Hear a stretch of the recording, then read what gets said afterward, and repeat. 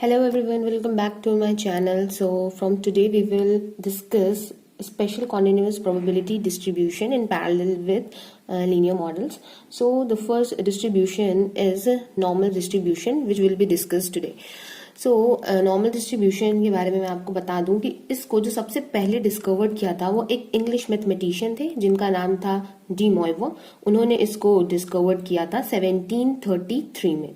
तो उन्होंने इसको डिस्कवर्ड किया तो जो भी उस टाइम पे इसके एप्लीकेशंस थे, उन्होंने जो गेम ऑफ चांस में जो भी प्रॉब्लम्स उस टाइम पे अराइज हो रही थी उनको सॉल्व करने के लिए उन्होंने नॉर्मल डिस्ट्रीब्यूशन का यूज किया। अब आपको पता है जब कोई भी एक चीज इंट्रोड्यूस होती है फिर लेटर ऑन उसमें बहुत सारे चेंजेस हो जाते हैं। तो इसके बाद ये जो हमारा नॉर्मल डिस्ट्रीब्यूशन था ये गया लाप्लास के पास। देन आफ्टर दैट जो गॉस थे तो गॉस ने भी इसके ऊपर मतलब काफी रिसर्च करी और उन्होंने इसका जो यूज था, इसका एप्लीकेशन उन्होंने किया एस्ट्रोनॉमी के लिए। सो लेटर ऑन जो हमारा नॉर्मल डिस्ट्रीब्यूशन, ये जो डिस्ट्रीब्यूशन था वो मतलब और भी ज्यादा मतलब इसमें और डिस्कवरीज होती गई और फाइनली जो इसका नाम पड़ा वो इसका नॉर्मल डिस्ट्रीब्यूशन पड़ा। बिकॉज ये कॉन्टिन्यूटी में था, मतलब चलता गया, लोग इसके ऊपर और डिस्कवरीज करते गए और फाइनली ये जो हमारा नॉर्मल डिस्ट्रीब्यूशन है इसको कहा जाता है कि ये मोस्ट इंपॉर्टेंट प्रोबेबिलिटी डिस्ट्रीब्यूशन है स्टैटिस्टिकल एनालिसिस का। अब सिंपल इसमें देखिए आपको क्या पता होना चाहिए। अब आपको इसका पीडीएफ लर्न होना चाहिए, मीन वेरिएंस ये सब चीजें होती हैं और इन पे बेस कुछ प्रॉब्लम्स होती हैं। सो जो बेसिक चीजें हैं वो मैं आपको बता देती हूँ कि अगर आपका मान लीजिए कि x है, आपका कोई भी रैंडम वेरिएबल है जो कि आपका फॉलो करता है नॉर्मल डिस्ट्रीब्यूशन को with parameter mu and sigma square. आपको ये भी पता होना चाहिए कि नॉर्मल डिस्ट्रीब्यूशन के दो पैरामीटर्स होते हैं, that is mean mu and variance sigma square. So अगर इसका मैं प्रोबेबिलिटी डिस्ट्रीब्यूशन की बात करूं तो देखिए वो कुछ इस तरह से मैं उसको लिख सकती हूँ। एक्स आपका रैंडम वेरिएबल होता है, म्यू एंड सिग्मा आपके दोनों ही पैरामीटर्स होते हैं। तो इसका जो पीडीएफ होता है वो हम लोग लिखते हैं 1/सिग्मा√2 e to the power -12 in bracket x minus mu upon sigma whole square. ये आपका पूरा e टू द पावर में ये पूरा आपका टर्म है। अब अगर इनकी रेंज की बात की जाए तो जो रैंडम वेरिएबल है आपका वो -इनफाइनाइट से +इनफाइनाइट के बीच में कोई भी वैल्यू ले सकता है।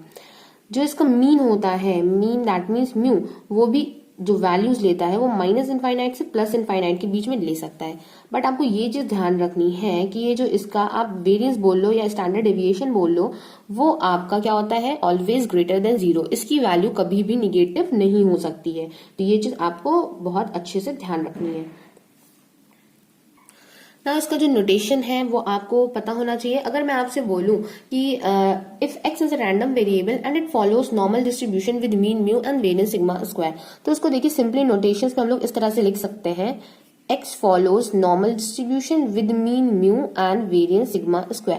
मैंने इस तरह के आपको बहुत सारे नोटेशंस बताए हैं कि अगर जैसे x आपका बायनॉमियल डिस्ट्रीब्यूशन फॉलो करेगा तो x follows b with parameter np। तो इस तरह से मैंने आपको बताया हुआ है। तो सेम सिमिलरली इसी तरह से हम लोग नॉर्मल डिस्ट्रीब्यूशन के रिप्रेजेंटेशन हम लोग इस तरह से इसको कर सकते हैं।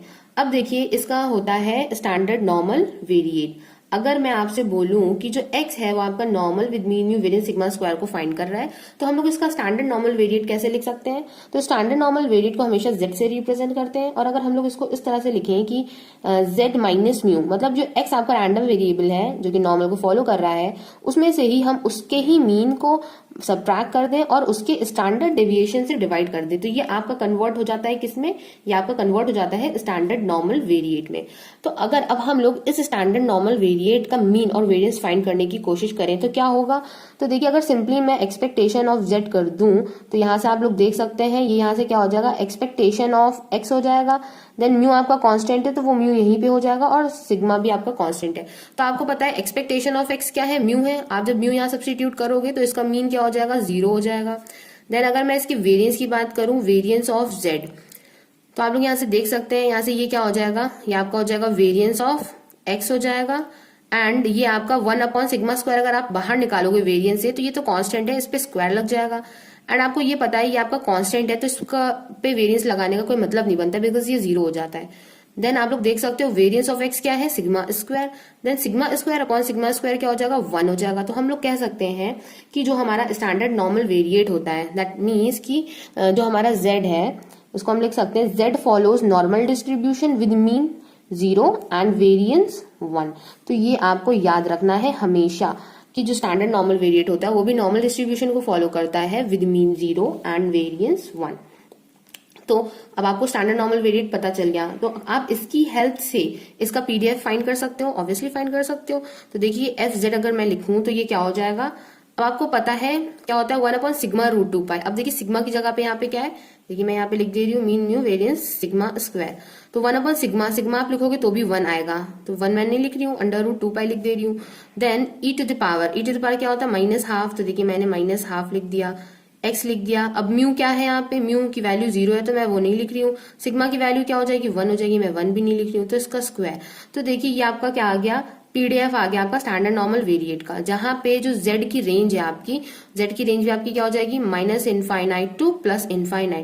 तो ये होता है आपका PDF of standard normal variate. अब यहाँ पे आपको कोई भी वैल्यूज दे दी जाए 2, 3, 4, 5, 27, 29 कुछ भी वैल्यूज दे दी जाए तो आप इन वैल्यूज को यहाँ पे सब्सटीट्यूट करके उसका पीडीएफ इजिली फाइंड कर सकते हो। अब आपने पीडीएफ तो फाइंड कर लिया, अगर मैं आपसे डिस्ट्रीब्यूशन फंक्शन की बात करूं कि आपको स्टैंडर्ड नॉर्मल वेरिएट का डिस्ट्रीब्यूशन फंक्शन बताना है तो आप वो कैसे निकालोगे। तो देखिए आपको पता है कि हम लोग कैसे निकालते हैं, इसको कैपिटल एफजेड से रिप्रेजेंट करते हैं डिस्ट्रीब्यूशन फंक्शन को, और इसको हम लोग लिखते कैसे हैं, probability z is less than equal to small z, इस फॉर्म में हम लोग लिखते हैं। तो देखिए अब यहाँ पे हमें अपर लिमिट दे रखी है, दैट मीन्स लोअर लिमिट हमारी कहाँ से होगी, -∞ से, बिकॉज हमें पता है कि z हमारा हमेशा -∞ टू +∞ वैल्यूज लेता है। तो देखिए हमने इसकी अपर लिमिट रख दी, देन हम यहाँ पे लिखेंगे इसका PDF that is F Z, then यहाँ पे क्या हो जाएगा dz हो जाएगा। आप चाहो तो आप यहाँ पे वेरिएबल्स को चेंज कर सकते हो, इट्स अप टू यू। सो यहाँ से देख लीजिए, अब हम लोग अगर इसकी वैल्यू रख देंगे यहाँ से, अब ये 1/√2π आपका कांस्टेंट है, देन ये -∞ टू z हो जाएगा, then e to the power आप यहाँ से कर सकते हो -½ x²। अगर मैं जैसे x² यहाँ पे लेके चल रही हूँ तो मैंने यहाँ पे x² ही लिख रखा है। वेरिएबल तो देखिए आप लोग चेंज कर सकते हैं, वो तो सब आपके ऊपर है। अगर देखिए मैं यहाँ पे मैंने x लिया, अगर मैं यहाँ पे z कर दूँ तो ये z² हो जाएगा, x हो जाएगा। अगर मैं यहाँ t करना चाहूँ तो मैं t भी यहाँ पे कर सकती हूँ, ठीक है। तो आपको ये समझ में आ गया, आप डिस्ट्रीब्यूशन निकाल सकते हो, उसमें कोई प्रॉब्लम नहीं होगी। अब देखिए इसके कुछ रिजल्ट्स हैं जो कि आपको पता होने चाहिए। अब देखिए अगर मैं रिजल्ट की बात करूं तो देखिए इसका जो रिजल्ट 1 है, तो रिजल्ट 1 ये कहता है कि अगर इसका जो डिस्ट्रीब्यूशन फंक्शन है, अब देखिए डिस्ट्रीब्यूशन फंक्शन को यहाँ पे बुक में अगर आप लोग देखे होंगे तो बुक में इसको 5z से रिप्रेजेंट करते हैं। मैंने ये fz लिखा है, आप इसको 5z भी यहाँ से ऐसा करके लिख सकते हो। तो देखिए अगर 5 - z के फॉर्म में दिया हुआ है तो इसकी वैल्यू हमेशा क्या होती है 1 - 5z, यहाँ पे z क्या होता है ग्रेटर देन 0 होता है। अब देखिए ये कैसे हुआ, अगर मैं आपको सिंपल टर्म्स में भी बताऊं तो आप लोगों को ये पता होगा कि अगर जैसे हम लोग लेते हैं probability of a plus probability of a complement is equal to 1, मतलब कि a के अगर होने की प्रोबेबिलिटी, a के ना अगर होने की प्रोबेबिलिटी, दोनों को अगर हम ऐड करते हैं उसकी वैल्यू 1 आती है। दैट मीन्स यहाँ से अगर हम लोग ये कॉम्प्लीमेंट्री वाला टर्म फाइंड करेंगे तो ये 1 माइनस ये अकर होने वाला पार्ट आ जाएगा। तो देखिए ये कुछ इसी तरह से नोट मतलब मैच कर रहा है। अब यहाँ पे देखिए अगर मैं इसकी बात करूं तो इसका अगर मैं प्रूफ बताऊं कि नॉर्मल डिस्ट्रीब्यूशन के फॉर्म में इसका हम लोग कैसे डिराइव करते हैं, तो देखिए हम लोग इस तरह से करते हैं। अगर मैंने लिखा 5 - z इज इक्वल टू, इसका मतलब हो जाता है देखिए ये आपका क्या है डिस्ट्रीब्यूशन फंक्शन है, तो इसको हम लोग लिख सकते हैं probability z is less than equal to -z। इसका मतलब यही होता है ना कि fz को हम लोग कैसे लिखते हैं, probability z is less than equal to z, but यहाँ -z है तो हमने यहाँ पे -z कर दिया। अब अगर मैं आपको ग्राफ की हेल्प से बताऊं तो ग्राफ की हेल्प से देखिए हम लोग कैसे कर सकते हैं। देखिए मैंने ये बनाया ग्राफ, आपको पता है नॉर्मल डिस्ट्रीब्यूशन है तो यहाँ पे आपकी जो z की वैल्यू है वो क्या होगी 0 होगी, ओके। तो यहाँ पे वैल्यू 0 होगी ग्राफ की। देन अब आप लोग देख सकते हैं z की वैल्यू लेस देन z है, तो इधर वाली पॉजिटिव वैल्यूज होंगी, इधर हमारी निगेटिव वैल्यूज होंगी। अगर मैं यहाँ पे ले लूं कोई भी वैल्यू -z है तो z की वैल्यू कह रहा है कि -z से लेस है, दैट मीन्स ये इधर का एरिया कवर कर रहा है। अब आपको पता है ये ग्राफ होता है सिमेट्रिक, तो जितना ये इधर को कवर कर रहा है लेफ्ट हैंड साइड पे, तो जो z की प्लस वैल्यू होगी वो सिमिलरली इधर भी कवर कर लेगी, बिकॉज ये आपका सिमेट्रिक है, ये आपकी लाइन ऑफ सिमेट्री है। अगर आप इसको इस तरह से उठा के फोल्ड कर दोगे तो ये जो लाइन है ये इस पे ही ओवरलैप कर जाएगी, ये पूरा एरिया इस एरिया पे ओवरलैप कर जाएगा। तो यहाँ से देखिए हम लोग इसको ये भी लिख सकते हैं probability z is greater than equal to z, because यहाँ z है, z is greater than equal to z। आप यहाँ से ये देख सकते हैं, इसको हम लोगों ने लिख दिया। अब देखिए हम इसको ये लिख सकते हैं, ग्रेटर देन में प्रोबेबिलिटी है उसको हम लोग लिख सकते हैं 1 - probability z is less than equal to small z, because greater में है, अगर हम लोगों को लेस में इसको कन्वर्ट करना है तो हमें इसको 1 माइनस करना पड़ेगा, और जब हम 1 माइनस करते हैं तो ये प्रोबेबिलिटी लेस देन में आ जाती है। तो ये हो गया। अब यहां से हम लोग इसको किस फॉर्म में लिख सकते हैं, ये लिख सकते हैं 1 माइनस फाइव z के फॉर्म में। तो देख लीजिए यहाँ पे ये सेम जो है, ये जो हम लोगों ने देखा था, ये सेम वैल्यू आ गई है। तो यहाँ से ये इसकी छोटी सी प्रूविंग है। आप लोग को वैसे प्रूविंग की कोई जरूरत है नहीं, बट समझने के लिए आप लोगों को पता होना चाहिए कि ये इस तरह से आता है। अदरवाइज आप लोगों को ये चीज याद है, इसका कंसेप्ट लेके आप लोग ये वैल्यू रख सकते हैं। अब देखिए ये तो हो गया। अब हम हमारा जो रिजल्ट 2 है वो भी हम लोग देख लेते हैं। रिजल्ट 2 में ये है हमारा कि अगर हमें बोला जाए कि probability x lies between a and b, तो इसको हम लोग किस तरह से लिख सकते हैं, phi of b minus mu upon sigma minus phi of a minus mu upon sigma. अब देखिए ये कैसे लिखा। तो देखिए सबसे पहले तो आपको पता होना चाहिए कि x जो है आपका वो फॉलो कर रहा है normal distribution with mean mu variance sigma square. तो कभी भी आपको इस तरह का अगर प्रोबेबिलिटी फाइंड करने के लिए आ जाए किसी भी क्वेश्चन में, सबसे पहला काम आपका ये होगा कि आप x को स्टैंडर्ड नॉर्मल वेरिएट में कन्वर्ट कर लो। तो देखिए उसको कन्वर्ट करने के लिए हमें क्या करना पड़ेगा, तो वो हम लोगों ने पढ़ा था कि x को माइनस करना पड़ेगा उसके मीन से और उसको डिवाइड करना पड़ेगा उसके स्टैंडर्ड डेविएशन से। तो अगर हम लोग ये चीज x पे अप्लाई कर रहे हैं तो ये चीज हमको a और b दोनों पे ही अप्लाई करनी पड़ेगी। That means a minus mu upon sigma हो जाएगा, less than equal to x minus mu upon sigma हो जाएगा, और b से भी हम लोग वही सारी चीजें सब्ट्रैक्ट कर देंगे। तो ये देखिए कुछ इस तरह से हो गया। तो हम लोग इसको क्या ये लिख सकते हैं, probability a minus mu upon sigma less than equal to z less than equal to b minus mu upon sigma. तो देखिए हमने लिख दिया। अब आपका ये क्या कह रहा है, ये कह रहा है probability z lies between this value and this value. तो अगर मैं आपको ग्राफ की हेल्प से बताऊं तो ग्राफ की हेल्प से ये देखिए z इज इक्वल टू 0, ये आपका आता है हमेशा मिडिल में। अब आपकी राइट हैंड साइड पे मान लीजिए ये वैल्यू है b minus mu upon sigma, और लेफ्ट हैंड साइड पे आपकी वैल्यू है a minus mu upon sigma. तो इस वैल्यू, ये आपका पूरा बीच का जो एरिया है उसको ये कवर कर रहा है।